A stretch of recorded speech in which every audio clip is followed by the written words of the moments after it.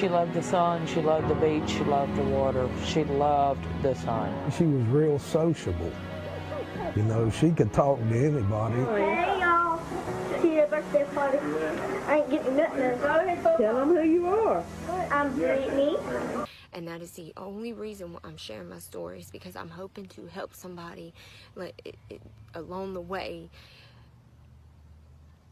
to not give up no matter what. July 4th, 2020, when Natalie Jones went missing after returning from Alabama, where she celebrated Independence Day with friends. Her body was found in her car just off Welcome Road 3 months later. The GBI medical examiner says there was no sign of trauma, but family and friends are petitioning a judge to impanel a grand jury to look into the case. She just got some land.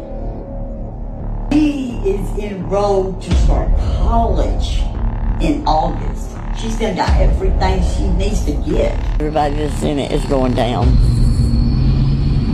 Everybody. The caller is Andy Turner. Here he is with his wife, Heather. Andy, did you find her like this? Do you know how long ago this happened? I was in the bedroom and I heard the noise.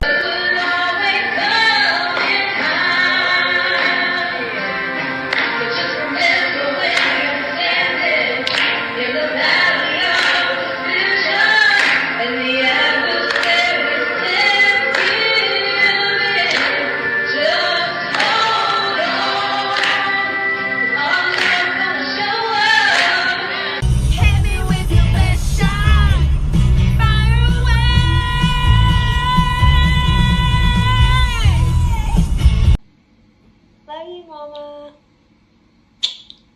We're gonna be all right.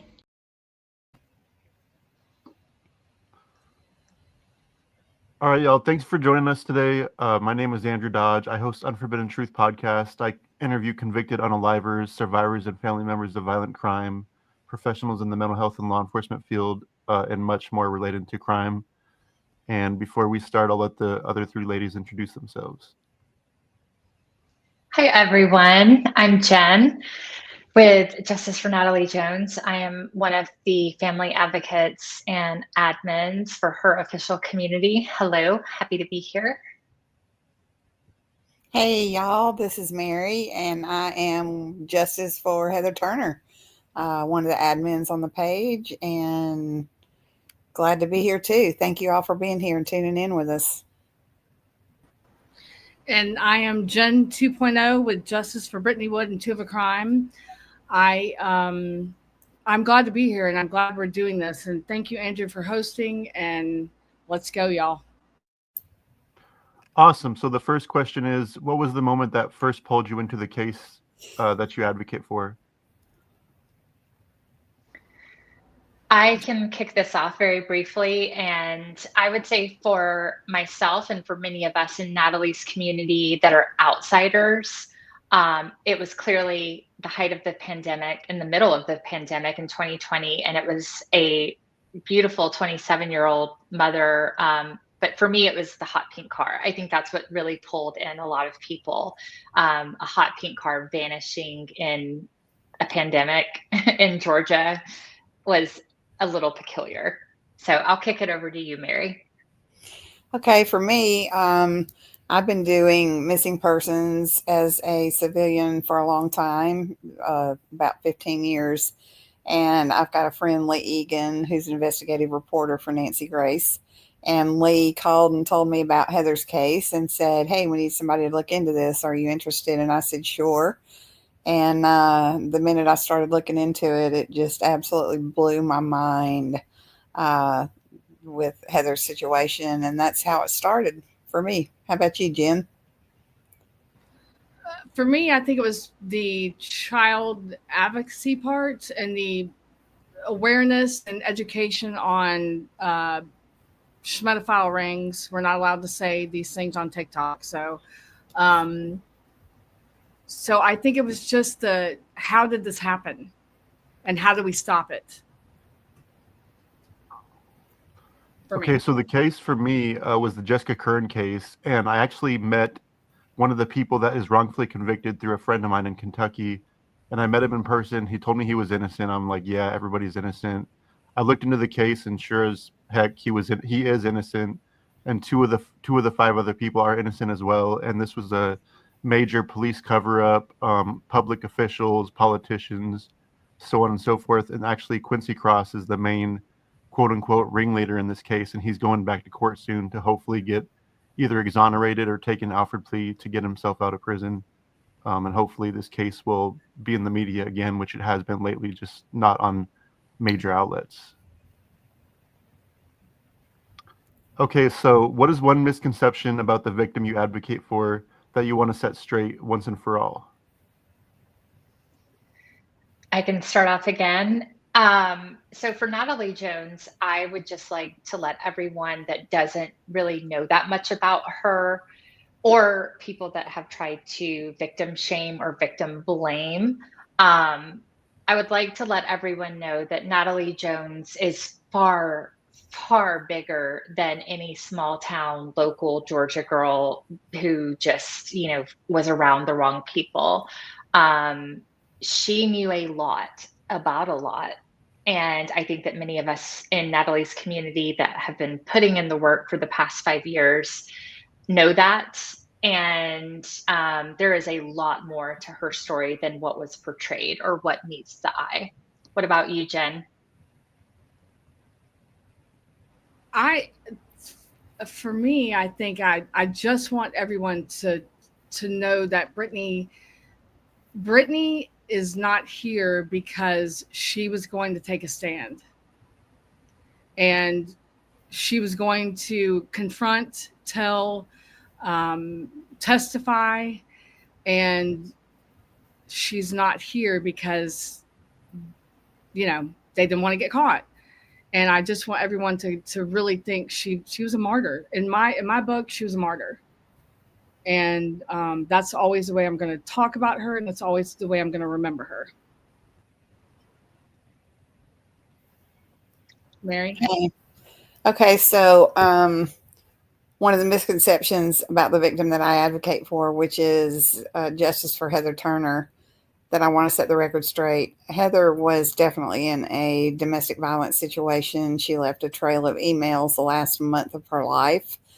And the fact that Paulding County Sheriff's Department out of Georgia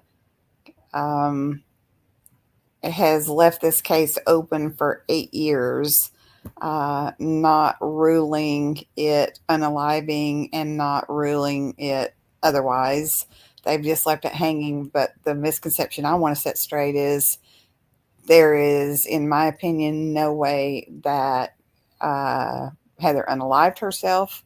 She has a daughter, and she had a young daughter in the house the morning this happened. And Heather specifically said, even a year prior to this, that if anything ever happened to her, she did not do it.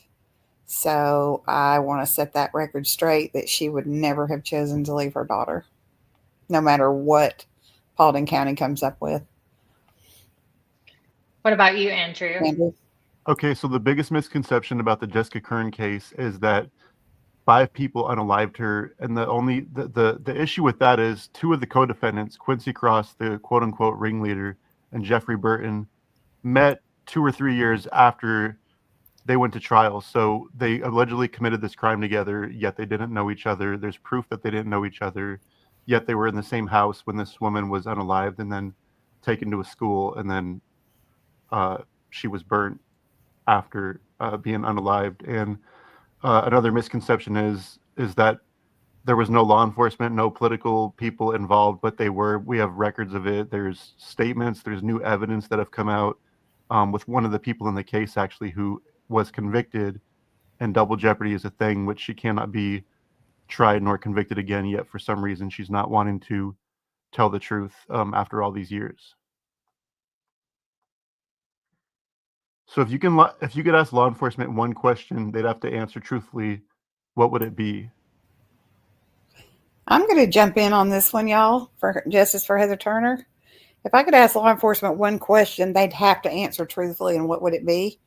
why there were so many mistakes made the morning of Heather's death, because the time is different on the Paulding County report than it is versus the Metro Ambulance report. There's a 30-minute window.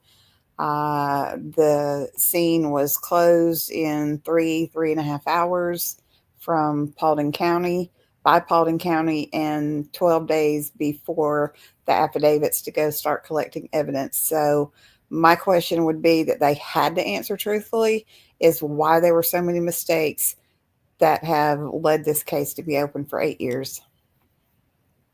What about you? Endpoint 2.0. Yeah. So recently I had talked to one of the investigators way back that was on it way back then. And that investigator told me that Brittney's case is connected to another case. And I really want to know what that case is. That's nothing we've ever heard before. Wow. What about you, Andrew? So one of many questions that I would ask law enforcement is, why were you having relations with underage girls that were later witnesses in this case? And why did most of the evidence go missing from collecting it, going to the police department? That's the main thing I want to know is, why were you having, relations with these young girls, and why did the evidence go missing, and what do you all have to hide? Jen? Yeah, what I would like to ask both local law enforcement as well as the DA's office, Herb Crampfer's office, if you're listening, is what's really going on Charlie B. Johnson Road and Joe Stevens Road and West Point Lake. What's really going on out there, including that federal employee? Have some questions regarding some youth camps as well.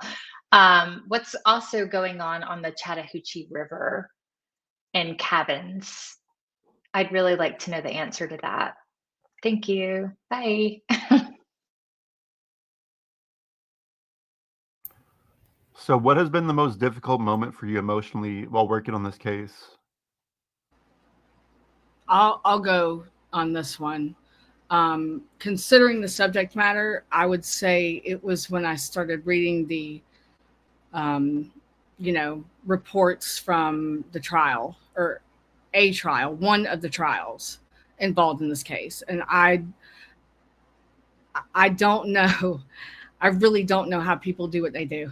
And I don't know how the average, investigator or cop does this daily. It's terrible. And I think it's probably part of the reason why I think it's important to bring awareness, even though the topic is so disgusting and gross, because, people don't understand how this works. So I would say just reading the things that happened. Mary, you want to go? Absolutely. There have been several moments. It's hard to set one specific. There have been several. One of the moments that after I had been doing a deep dive on this case for about, 2 years, maybe 3 into the 8 that we're in now,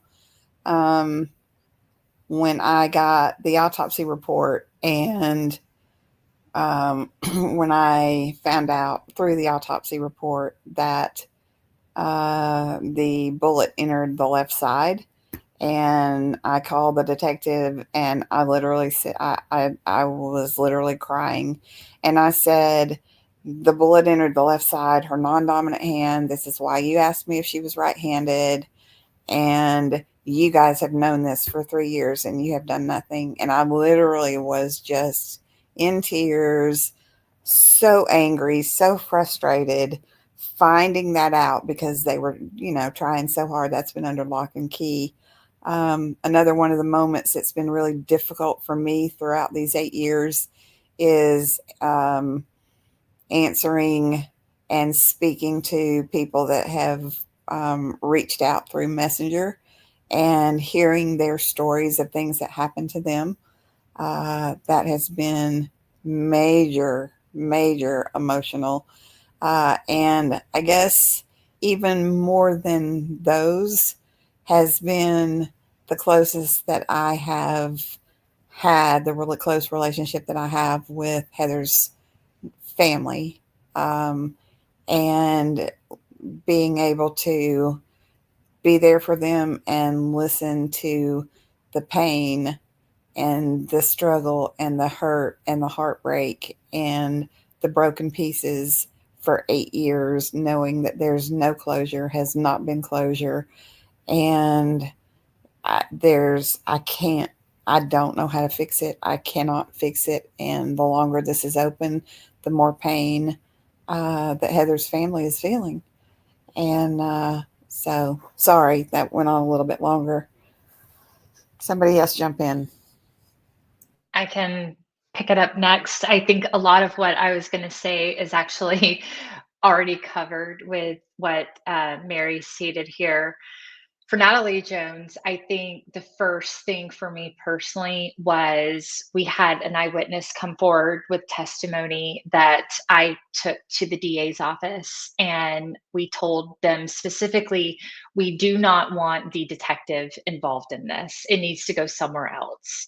And he said, take it to the detective. He was the one on her case. And I did a live in our private group at the time, and I broke down. Like, I just felt like this is a prime example of the good old boy network trying to flex, and they got me. They made me break down, and our community stepped in and just lifted me right back up in that moment. But also, I just want to kind of dovetail from or piggyback from what Mary was saying. I have, with Natalie's case, her case is closed. We have viewed the scene photos, and seeing her body in the car is one thing that was extremely emotional. But actually, more surprisingly, I would say, was after processing that as best I could, then realizing all the red flags in the car itself, the missing shoes, no phone, she's sitting on her phone charger, the hair in the door jamb, that hits you a second time. And it did for me. And thirdly, I've met Natalie's mother many times. I've met both of her children many times. And seeing both of her kids was I would say the hardest of all things to me, because you see Natalie in both of them. And it just, like, I had to turn around when I met the eldest one recently. I had to turn around and just like catch myself, because I didn't want to turn around and, be crying in front of him. It was a lot. And yeah, so that's all I have. What about you, Andrew? So the first thing I'll say is no parent should have to bury their child unless it's, like circumstances of, like, say, cancer or something like that. But no parent should have to drive by the cemetery and see law enforcement sneakily taking their daughter's casket up out of the ground when they've told them multiple times that they need to get permission to dig their daughter up if they need to look for any extra DNA evidence or any evidence of any sort. And just like Jen was saying, I've met the parents of Jessica Kern. The mother is still having a hard time to this day, and this was almost 25 years ago that this happened. And yeah, that's one of the many things that's made me emotional and upset, is why would you dig up unalived victims, casket, unless you're wanting to hide something or get rid of something. So if the persons you believe is or are responsible were watching right now, what would you say in one sentence? I can start this one off, because I believe it's multiple people across street level all the way up. Um, I would say that on behalf of Natalie, on behalf of her mother, on behalf of everyone that loved her truly, and on behalf of all of the community, it would be remiss of me not to let you know that you underestimated the power that she has even after death, and buckle up because we're coming full speed for all of you. Mary Heather Turner. I've thought about this question a little bit, and I have nothing to say. Literally nothing to say to this person.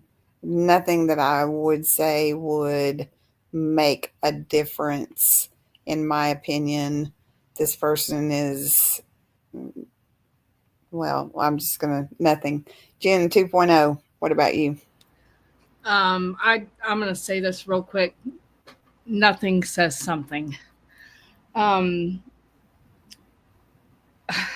So, Brittney's been gone for 13 years and everybody's getting older.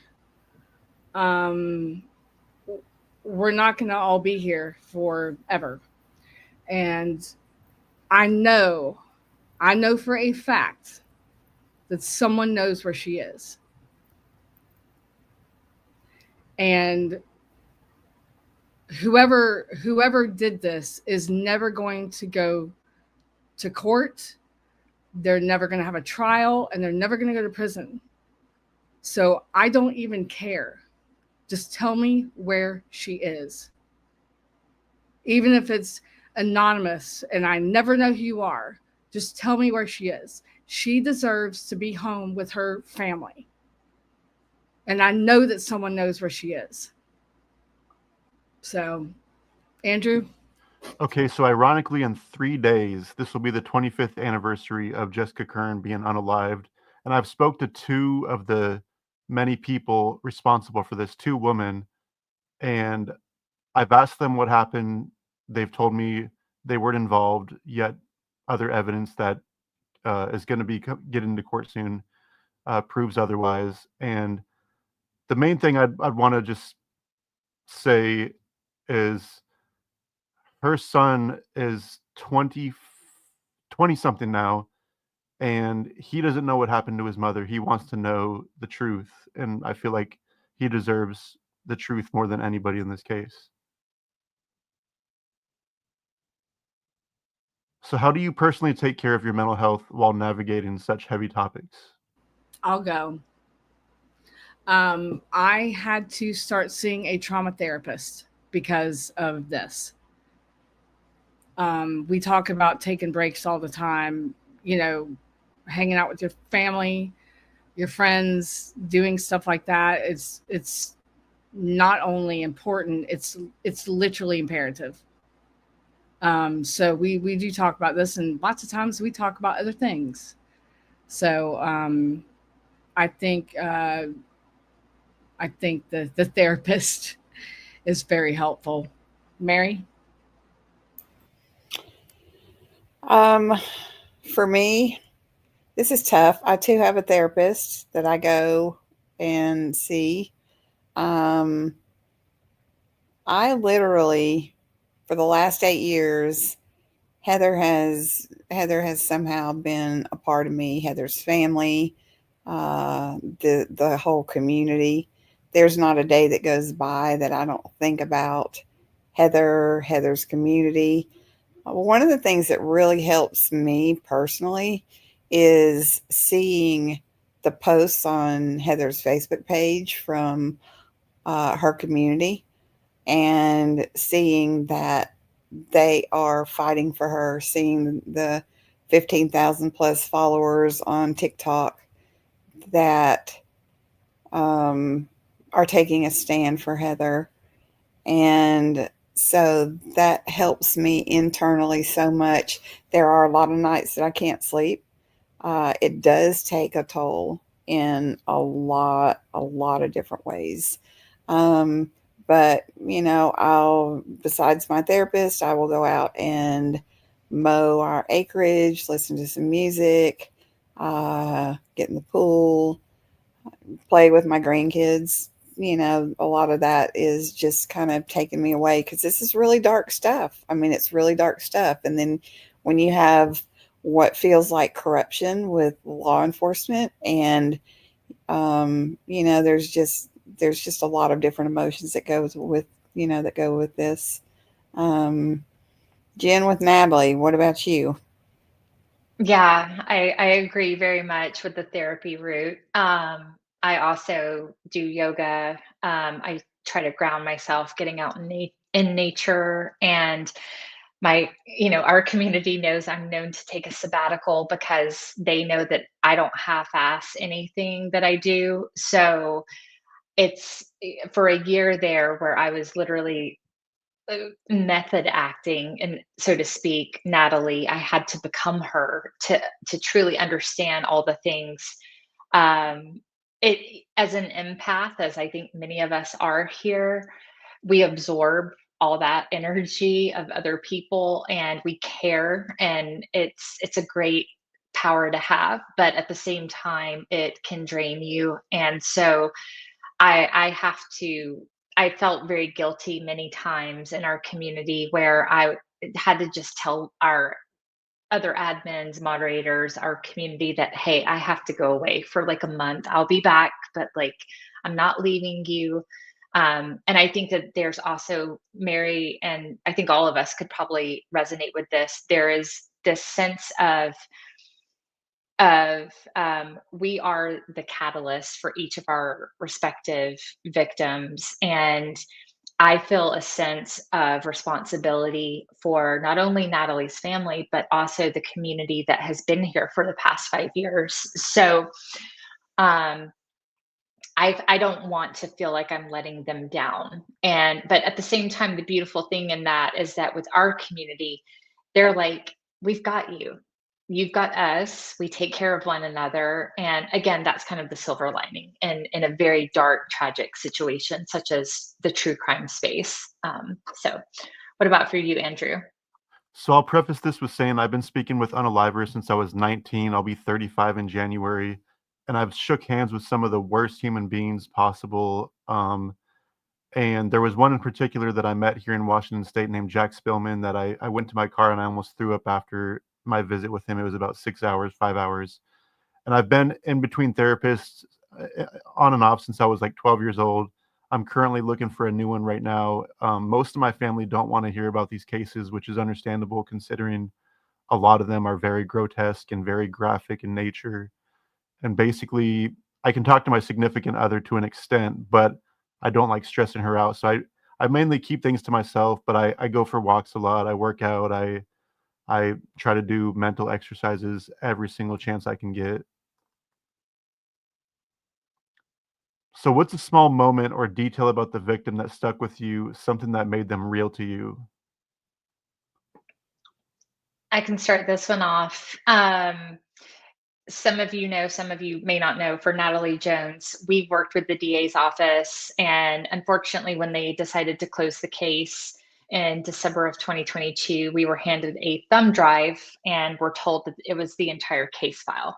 It is not the entire case file, but a small detail about the victim, Natalie Jones, that really sticks and made them real to me is Natalie was a real person. She was a mother. She had a family. She had a mom that loved her. And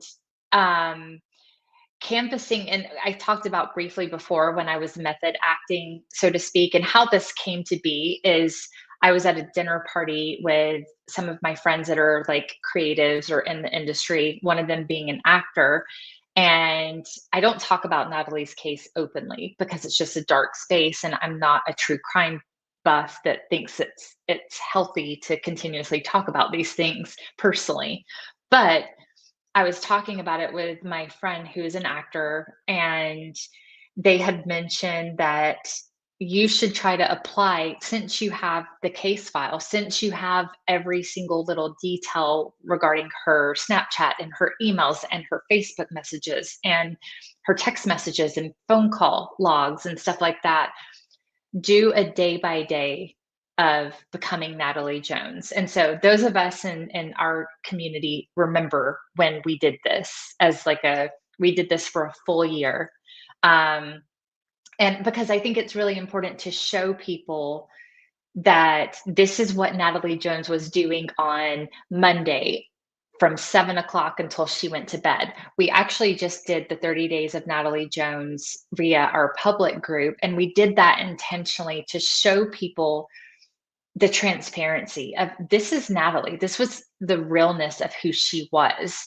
And when I initially did that, before putting it out there, along with our other admins and privy people, it just, I mean, I've never met Natalie.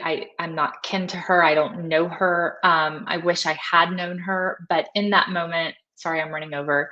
In that moment, seeing what she was doing, from 7 a.m. until she went to bed at night, it humanizes her because she was a human. She was a mother before she was a corpse in a car, before the victim shaming, before the victim blaming, before all of that. She was a mother, and so seeing that, whether she woke up and had a little cry and then started smiling, did her makeup, did her hair, got on with her life, was jamming out to music, singing in the car. She was no different than any of us. And so that's why we're very adamant about victimology. There's a lot of narrative spinning when it comes to Natalie Jones. Oh, she was bipolar. Oh, she was a dope whore. Oh, she was this. Oh, she was that. You don't know the first thing about her, to anyone that's made those comments. I have lived a day in her life, as well as many of us have at this point, for the past 5 years. We know more about her than her own sister, who told me verbatim, you know more about me than my own sister does, or that I do as her sister. And I would just say that all of these victims are humans. They were humans, and they were very much so loved. I'll kick it over to Jen. So I'm going to say everything that you said, ditto. But I try, this could be bad, but it's part of my protection. I try not to listen to them or look at them a lot, because it hurts me, I guess. So when you made this promo the other day, and I was, it had all three of them talking, I just started crying, because I'm like, God, it's hard to know what happened to these women and girls and see how they were before this happened. It's hard. So I try to stay away from their, their true personalities, because it's just too hard. But seeing them the other day, all three of them, I just bust out crying. Andrew? Okay, so one big detail that is not public, and this comes from Jessica's father, Mr. Joe Kern. I think it was days or a week after Jessica was unalived, right? Venetia Stubblefield was walking down the street, so Joe and his cousin stopped their truck and asked Venetia Stubblefield a few questions. And while they were talking to her, there was a bracelet on her wrist. I think it said, "What WWJD? What would Jesus do?" And that was the bracelet that Jessica wore all the time. And then they asked her, "Hey, where did you get that bracelet?" And she said, "Jessica gave it to me." And as they drove off, Joe said to the cousin, "She didn't give that to her. That was taken off of her dead body."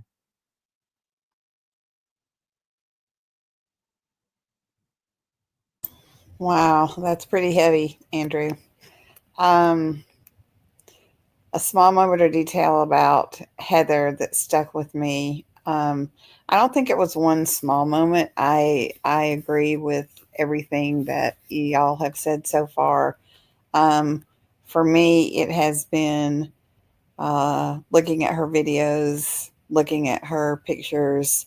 It has been hearing stories from her aunt about when she was a baby and when she was a teenager and when she went on trips with their family, listening to her dad tell me stories about her, listening to people that knew her tell me their stories about her. I have gotten to know Heather so closely. Her Facebook pages and her some of the other cases in the past, I've been able to do a deep dive into their stuff and get to know them. But I think for Heather, reading her own emails, reading the letters that she wrote that she had handwritten, I know that was from her and not someone else scripting that for her.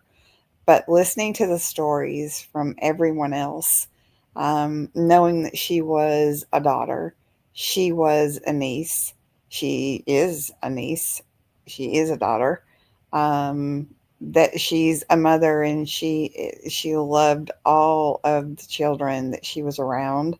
The life of the party, listening to coworkers tell me stories. Heather is she's just been with me. And then I'll just go so far as to say, when I have traveled to Georgia, I am not from Georgia, but when I've traveled to Georgia for a meeting or something like that, I had a red bird, and I guess the cardinal, that's kind of silly, but I had a female red bird fly in my screen in porch, and I've never had that happen before. And then the female redbird, right before I left, and the female redbird flew back out. And it's been little things like that I'm seeing from hummingbirds, which I think Aunt Cindy can understand on that one. And then the cardinals, it's like they show up in the craziest times at the craziest places. And, it's just like, wow, okay. Just a little reminder, I think.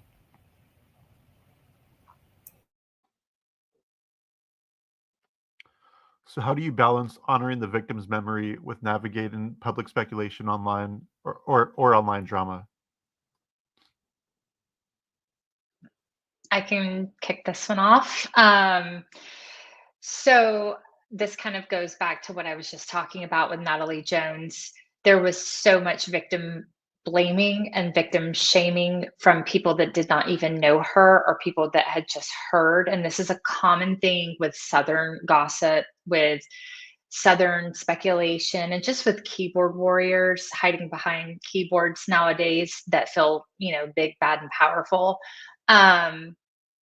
Natalie Jones was, for better or for worse, she owned who she was. She held a lot of hurt and pain at the hands of men predominantly. Um, I'm talking to you, Ira, right? But she tells her own story, and that's what's very unique about Natalie's case, is that we don't have to tell her story. She put her own story out there. But we wanted to make it very well known that victimology is first and foremost of most importance with any victim. Doesn't matter their past. I say this I get very tongue in cheek, and my community knows I get that way.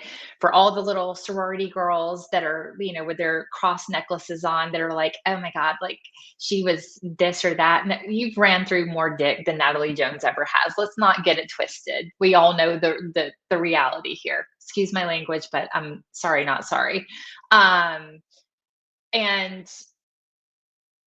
as far as the public speculation, we have been through the ringer and online drama. We have been through the ringer with your Casey Anthony crisis teams, Tom Smith, your Debs, your even a group of people that we let into our personal space or like be part of the community that were just wanting to get on and just gossip unnecessarily, or wanted to control a narrative or change a narrative. And we've had some hard falls and some learning curves, but the thing about us is that we always come out on top, and we are not going to allow anyone that thinks that they have the right to victim shame or victim blame Natalie Jones or us or anyone else for that matter. It stops with us, and we're not one to go toe to toe with. And I think that most people have gotten that memo by now. So what about you, Jen? Yeah, I would say the one thing that really makes me mad about any of these cases is when you listen to a podcast and the narrative is spun to somehow she, wasn't on the up and up. And it does not matter what these women were doing in their last days. It doesn't matter what they were doing. They did not deserve what they got. So it makes me so mad when the details, and a lot of these podcasts are wrong. A lot of them. I've listened to all of them. They just make her look like she was just, roaming around all the time. And that's not really the case. And so I have become like sort of the, the aunt, like in my heart. I feel like I stick up for her when I see things that I don't like that are being said. I don't care because they don't know the real story. I would think that Brittney's mom gets more of the speculation and drama than Brittney, but it really makes me mad. So I just try to set them straight, and that's the truth matters. The truth matters, and we don't have to to make it look something that it's not. I mean, she's did not deserve it. She was 19 years old. She had been, in that situation since at least 8 years old. She's a victim. It doesn't matter what she was doing. It doesn't matter. Andrew? Okay, so I'm going to go with what Gen 2.0 was saying. It doesn't matter what these women or girls were doing in their last days. It's been said that she was dating multiple men, which is neither here nor there. And it's also been said that her son is possibly the son of one of the unalivers in this case. And there's a lot of speculation online that the 5 people convicted in this case are guilty.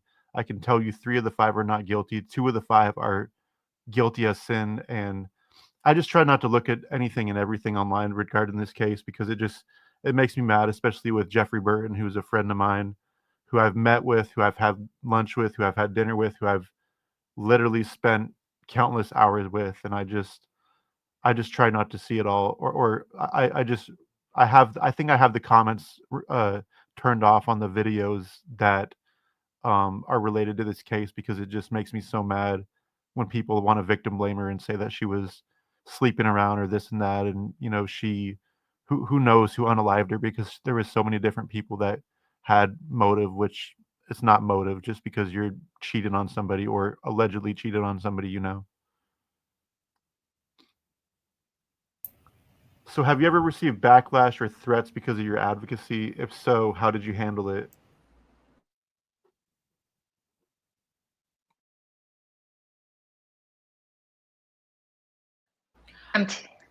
I could probably say something. Not so much specifically for Brittney, but I definitely get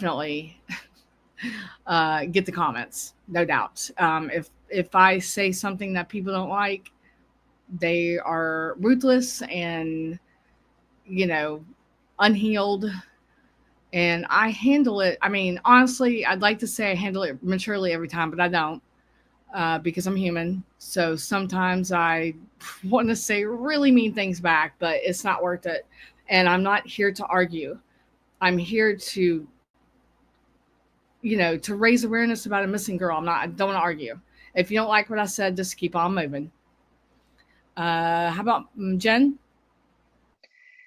Yeah, so I'm going to take it a little bit further because backlash, I'm not really worried about any of those people because they're irrelevant and, pay no mind to those who don't matter. And none of these people matter that are trying to bring in backlash. But threats, we have not had, I have not personally had any threats. I can tell you that there has been some very suspicious things that have happened regarding government people checking out our socials. That includes like high up government, which is very interesting. And the only time I really got spooked, because I don't really get fearful. I mean, I get freaked out for a minute, but like I'm not scared of any of these people. And I am really the one with the voice coming out front and center. Um, they don't intimidate me because they don't hold that power. But I will say I did get a little spooked when I went and met with the Lake House X. As many of you know, the incorporator that's on Jonathan's business, the politician that Natalie had dinner with, lives right down the road from where the Lake House X lives. And he sits on a subcommittee for the NSA. So when I met him the next morning, the Lake House X called me, and I didn't answer my phone because it came up with a woman's name and a number. And now, mind you, he was saved in my phone. So I didn't answer it. I went to finish getting ready for work, doing my makeup, and I came back out and I saw I had a missed call and a voicemail from him. And I screenshot the call log and I went to Google it, and it came back to a Tanya Skeen, Skeen. And the first thing that popped up was a high level DOD, Department of Defense woman. And so that was a little weird. But, you know, I mean, Natalie's community is just like, you're not going to stop us in any capacity. So what about you, Mary? Hey, I'm gonna jump back and answer. We didn't get to answer the how do we honor Heather. Yeah, sorry about that. No. It's all good. How to balance honoring Heather's memory. The really cool thing about this is that there's only one person that I have seen throughout these 8 years that has tried to tarnish Heather's memory. And that I think we all know who that is.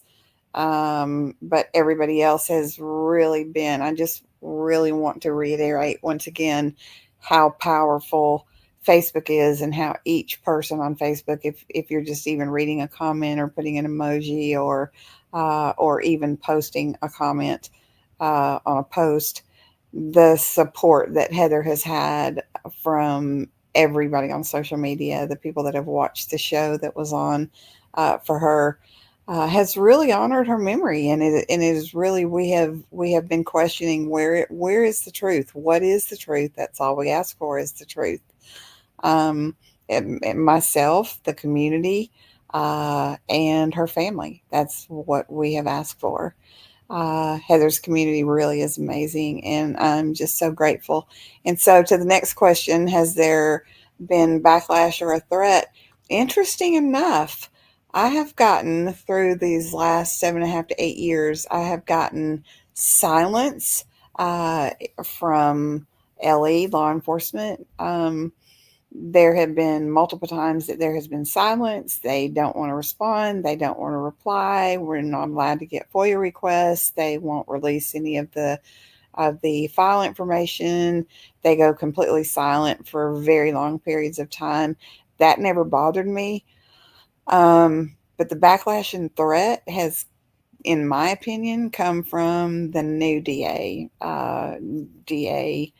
Robert Lane, who actually posted that civilian advocacies are not recognized in the state of Georgia. I shared a document with law enforcement, and he came back to me and told me that that document was not to be shared with anyone else, that, I would be in serious trouble for that. So pretty much the threats that I have gotten in all of these years have come from this brand new DA and the brand new administration. So there you have it. Who we got? Andrew, what about you? Yes, so I've never received threats from anybody other than inmates, and just mostly just an alleged cartel hitman, but that's neither here nor there. That's another story. But this case, I've got the only backlash I've gotten is like you're advocating for unalivers who are convicted of this woman's unaliving. However, people need to look at the documents, look at the case, and realize that they can separate fact from fiction. And that's pretty much it. I've never been threatened by anybody over this case because people know better, because people have been exposed left and right, like law enforcement, politicians, adults, that I said were having relations with these young girls that were witnesses in this case that got paid off, I should say, as well. And we're literally profiting off of telling lies, but that's another story as well. So what has this case taught you about systems of power, law enforcement, politics, media, or beyond? I'm going to jump in on that one, y'all. Sorry, this is Mary with Heather Turner. What has this taught me about systems of power, law enforcement, politics, media, or beyond? They do have the power. It's been very obvious. Heather's case has been open 8 years. I have reached out to just about everyone you can imagine, from attorneys to government systems to state systems to federal systems. I have proven different faults, failures, mistakes, and each person says, "Nope, that's not our job. Let's try this person. Let's try that person." And it goes all the way up to even to the prosecuting committee that was just formed in Georgia for the DAs, the prosecuting committee for the DAs. I was probably the very first one to submit a complaint on the DAs on Heather's case. And when they finally, it was active when I submitted that. But, just to be transparent, when all of that came down, it took them about 2 years, and I kept resubmitting and resubmitting. And they finally came back. And when they came back, they made it to where no DA past, I want to say March of 2024, could be included in these complaints. And they'd had my complaint since they started this.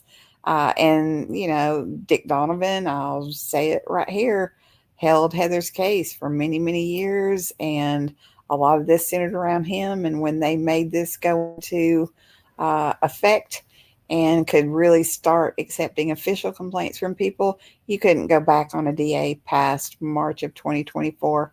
How ironic is that?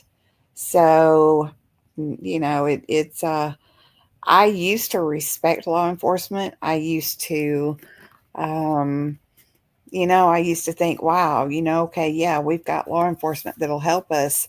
Politics plays into all of this so much. You've got to be political. Then you got to have media, and the media comes in, but everybody plays one another, and it becomes a political game instead of realizing that each one of these people are real people. Each one of these victims in the triangle, Natalie, Heather, Brittney, Andrew, your sweet young lady, everybody. It's we lose the focus of this is about each one of these real people who are alive, not who can gain the most power, who knows who.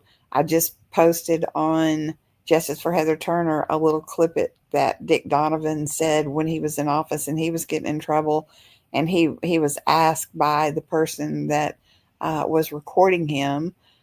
He was asked, "Are you not afraid of getting in trouble?" And he said, he kind of laughed and said, "I'm crafty enough to get around it." And yeah, that's my stance on what's happening. And I think we're seeing that once again with Heather's case with the new administration. I think Ashley Hinson wants to do the right thing. But I don't know that he's going to be able to. So thanks, y'all, for letting me. Let's see. Jen 2.0. What has this case taught me about systems of power? Um, before I met all of y'all, in my regular life, I did not know what we know now. It was like the curtain. Someone just opened up the curtain, and you're like, what? The amount of corruption in law enforcement, in politics, and media is unreal. The media will tell you what they want you to know, what they want you to hear, the narrative that they've been told to spin. If they want to cover it up, they're going to cover it up. Doesn't matter what you think, doesn't matter what you say, they are going to cover it up. Period. And they will do everything they can to hide what they're doing from everybody. Law enforcement and politics, what we've learned is that the cartel is law enforcement. So what we think of the cartel is in Mexico is not what the United States cartel is. Cartel equals law enforcement.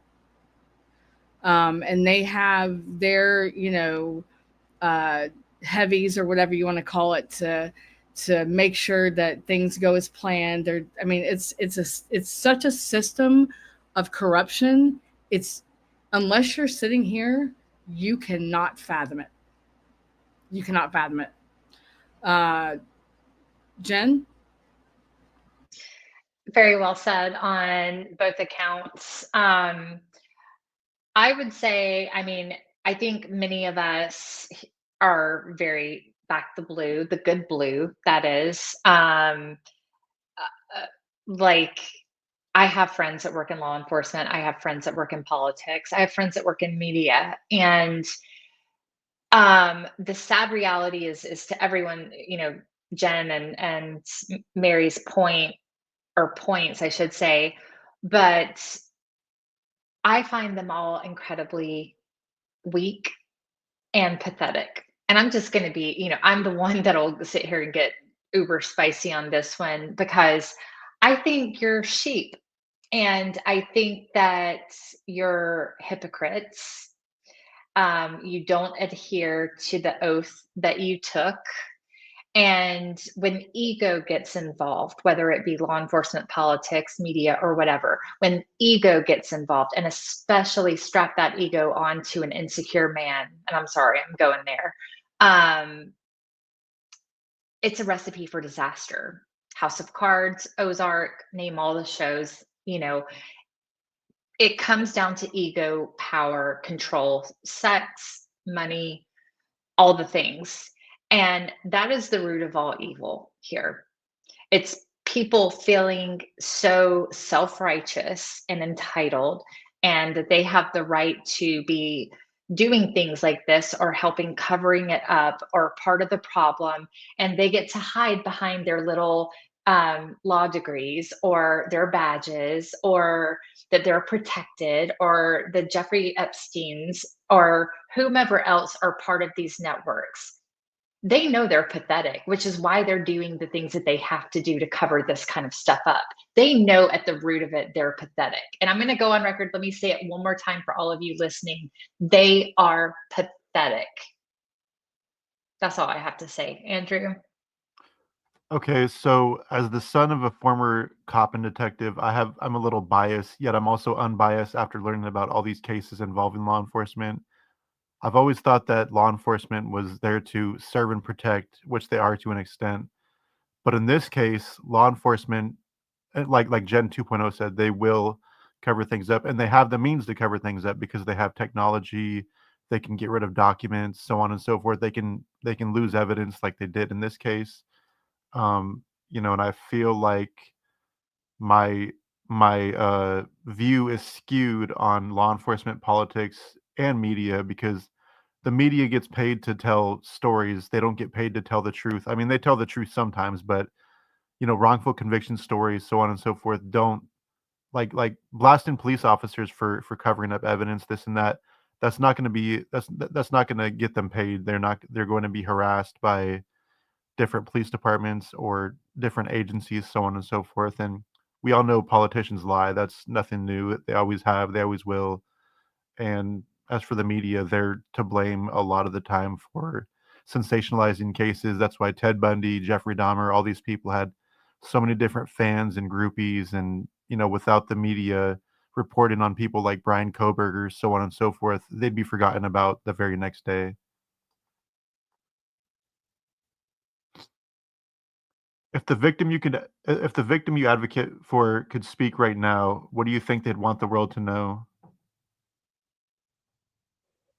I'll start off here. I think that Natalie, being the humble victim of abuse, predominantly at the hands of men for so many years, but a true warrior in the sense that when she smiled with everything that she had. And it wasn't a forced smile, it wasn't a fake happiness. She was humble, and in a lot of ways, she was very much the traditional kind of Georgia girl next door who had a big voice, who had a very strong personality. I think that she would say to all of us that are advocating for her or learning her story, I just think it would be a simple thank you for hearing her, even now. Kick it over to Mary.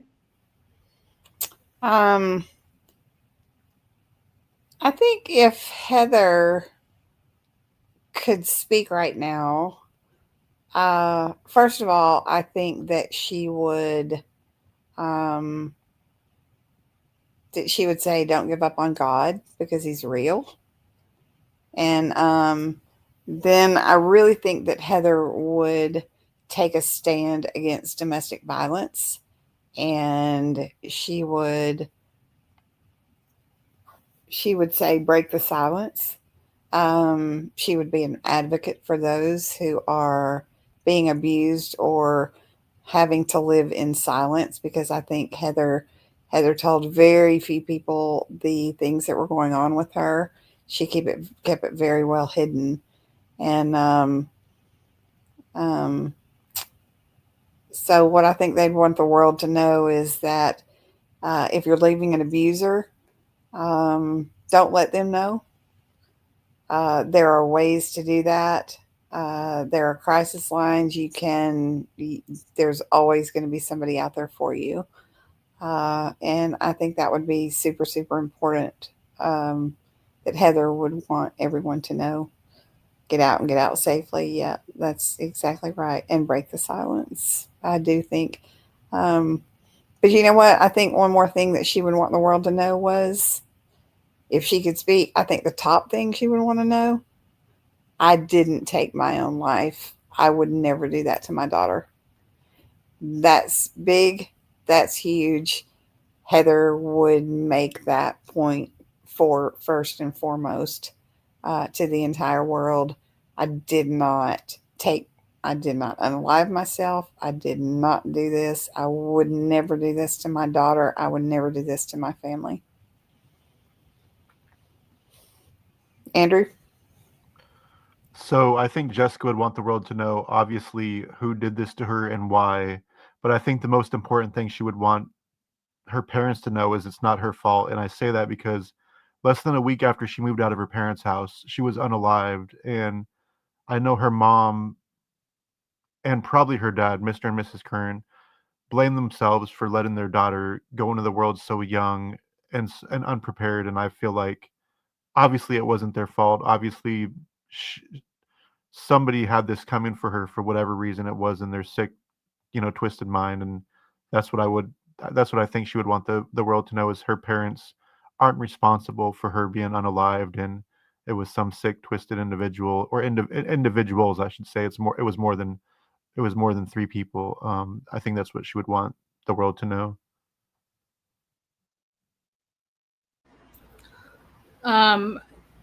unlike the Natalie and Heather, when Brittney went missing and or died, that whole situation stopped. So the other two situations with Natalie and Heather are continuing today, but with her they stopped.